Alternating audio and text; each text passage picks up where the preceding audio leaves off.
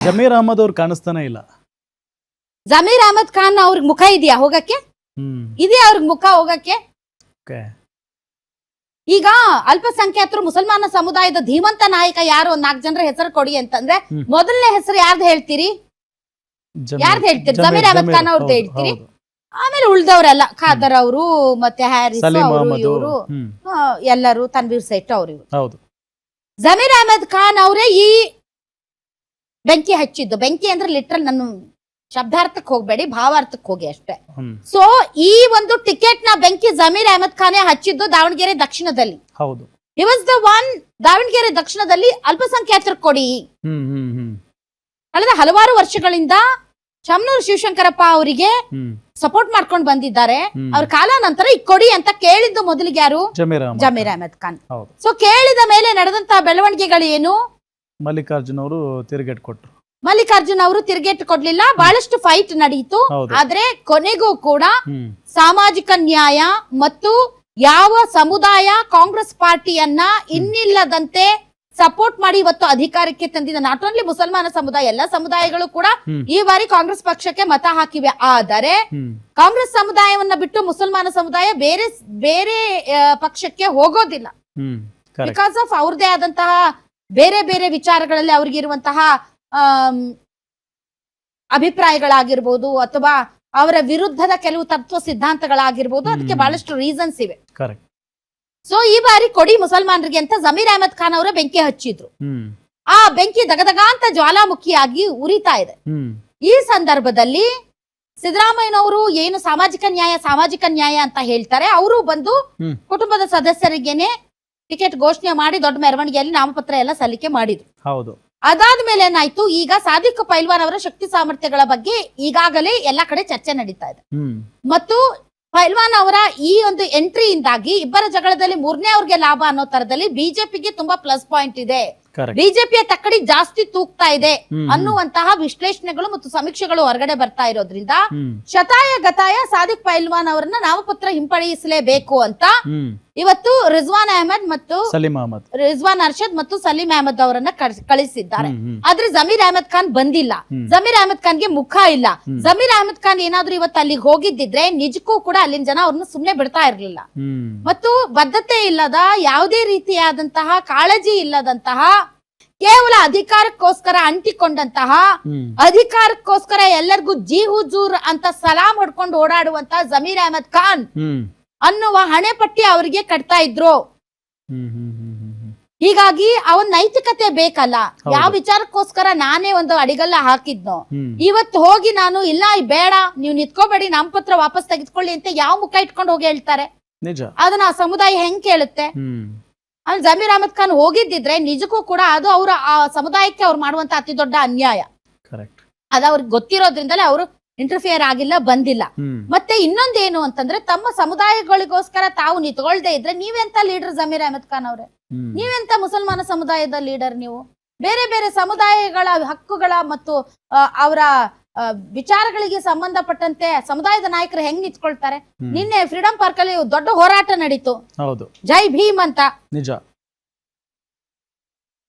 ನಮ್ಗೆ ಅನ್ಯಾಯ ಆಗ್ತಾ ಇದೆ ಅಂತ ಅತಿ ದೊಡ್ಡ ಸಂಖ್ಯೆಯಲ್ಲಿ ಜನ ಸೇರಿದ್ರು.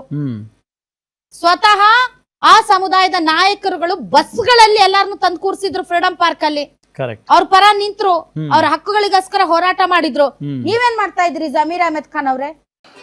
ಈಗಿನ ಕಾಲದಲ್ಲಿ ಪ್ರತಿಯೊಬ್ರು ಕೆಮಿಕಲ್ ಮಿಶ್ರಣ ಆಹಾರ ತಿಂದು BP ಶುಗರ್ ಬಂತು ಅಂತ ಚಿಂತೆ ಮಾಡ್ತಾರೆ. 24 ಧಾನ್ಯಗಳನ್ನ ನೀರಿನಲ್ಲಿ ನೆನೆಸಿ ನೆರಳಿನಲ್ಲಿ ಒಣಗಿಸಿ ಮಣ್ಣಿನ ಮಡಿಕೆಯಲ್ಲಿ ಹದವಾಗಿ ಹುರಿದು ಸಾಂಪ್ರದಾಯಿಕ ಪದ್ಧತಿಯಲ್ಲಿ ತಯಾರಾಗಿದೆ ಜೀನಿ. BP ಶುಗರ್ ದೂರ ಆಗ್ಬೇಕು ಅಂದ್ರೆ ಪ್ರತಿದಿನ ಜೀನಿ ಕುಡಿಯಿರಿ. ಅಲ್ಪಸಂಖ್ಯಾತರಿಗೆ ಬೇರೆ ವಿಧಿ ಇಲ್ಲ, ಬೇರೆ ಗತಿ ಇಲ್ಲ. ಅವ್ರು ಕಾಂಗ್ರೆಸ್ಗೆ ಮತ ಹಾಕ್ತಾರೆ, ಹೇಳಿದ್ರಷ್ಟು ಬಿಟ್ರೆ ಎಷ್ಟು ನಮ್ಗೆ ಒತ್ತುತ್ತಾರೆ ನಾಳೆ ಮಷೀನ್ ಅಲ್ಲಿ. ಸೊ ನೆಗ್ಲೆಕ್ಟ್ ಮಾಡಿದ್ರು ಕೂಡ ಹೇಳೋರಿಲ್ಲ, ಕೇಳೋರಿಲ್ಲ. ಇವರು ಪಟ್ಟು ಹಿಡಿದು ಕೇಳೋರು ಅಲ್ಲ ಮುಸಲ್ಮಾನ ಸಮುದಾಯದವರು. ಏನ ಇವತ್ತು ದಾವಣಗೆರೆ ದಕ್ಷಿಣದಲ್ಲಿ ಒಂದ್ ಸ್ವಲ್ಪ ಪಟ್ಟು ಹಿಡಿದು ಕೇಳ್ತಿದ್ದಾರೆ, ಅದರ್ವೈಸ್ ಅವ್ರಿಗೆ ಬೇರೆ ಚಾಯ್ಸ್ ಇಲ್ಲ.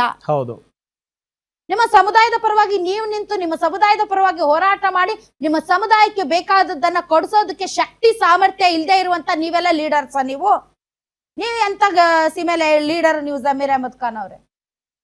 ಇವತ್ತು ಅಲ್ಲಿ ಮನವೊಲಿಸಕ್ಕೂ ನೀವಿಲ್ಲ, ಅವ್ರಿಗೆ ಸಪೋರ್ಟ್ ಮಾಡಕ್ಕೂ ನೀವಿಲ್ಲ, ಹ್ಮ್ ಯಾವುದಕ್ಕೂ ನೀವಿಲ್ಲ. ಅನಾಥರನ್ನಾಗಿ ಬಿಟ್ಟಿದ್ದೀರಾ ಅಲ್ಲಿ ನೀವು.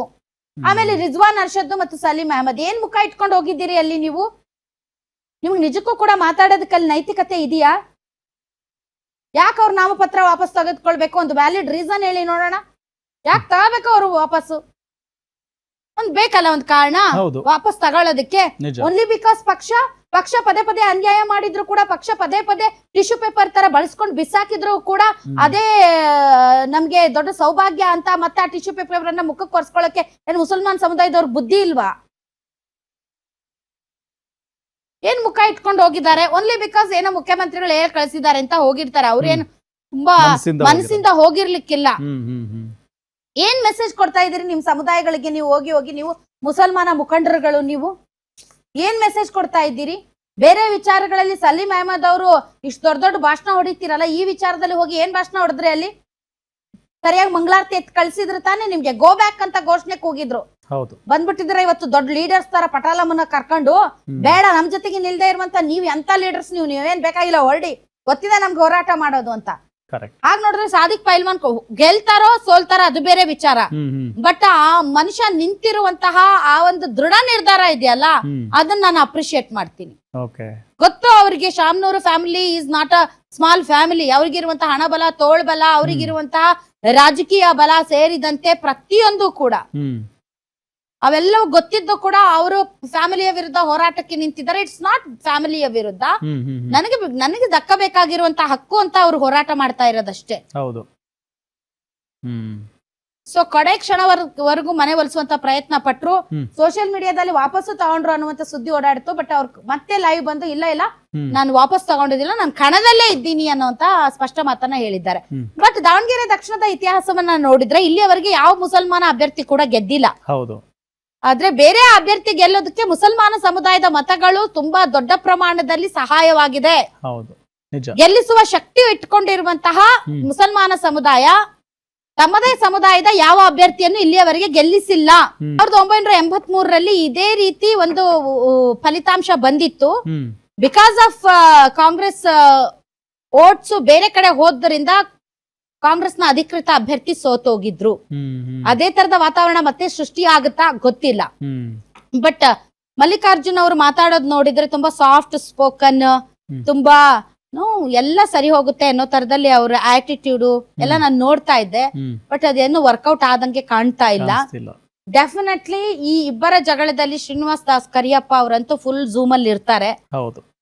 ಫುಲ್. ಆಮೇಲೆ ಈ ಬಾರಿ ST ಸಮುದಾಯಕ್ಕೆ ಸೇರಿದಂತ ಶ್ರೀನಿವಾಸ್ ದಾಸ ಕರಿಯಪ್ಪ ಅವರಿಗೆ ಇದು ಟಿಕೆಟ್ ಕೊಟ್ಟಿದ್ದಾರೆ. ಅಂಡ್ ಬಹಳಷ್ಟು ಜನ ಅವ್ರಿಗೆ ಸಪೋರ್ಟ್ ಕೂಡ ಮಾಡ್ತಾ ಇದ್ದಾರೆ.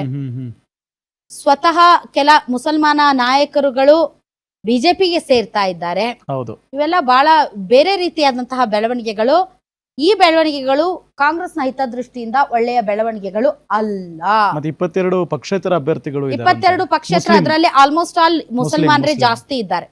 ಆಮೇಲೆ ಒಂದಿಷ್ಟು ಜನರನ್ನ ಇವರು ಪಕ್ಷದಿಂದ ಉದ್ಘಾಟನೆ ಮಾಡಿದ್ದಾರೆ. ಯಾರು ಸುಬಾನ್ ಸಾಹಬ್ ಅಂತ ಯಾರನ್ನು ಸೇರಿದಂತೆ ಹಲವು ಜನ ಯಾರು ಕಾಂಗ್ರೆಸ್ ಪಕ್ಷ ಹೇಳಿದ್ರು ಕೂಡ ಟಿಕೆಟ್ ಅನ್ನ ನಾಮಪತ್ರವನ್ನ ವಾಪಸ್ ತೆಗೆದುಕೊಳ್ಳದೆ ಬಂಡಾಯವಾಗಿ ಈಗ ಸ್ಪರ್ಧೆಯಲ್ಲಿ ಇರುವಂತಹ ಬಹಳಷ್ಟು ಜನರನ್ನ ಪಕ್ಷದಿಂದ ಉಚ್ಚಾಟನೆ ಮಾಡಿದ್ದಾರೆ ಕಾಂಗ್ರೆಸ್ ಪಾರ್ಟಿ.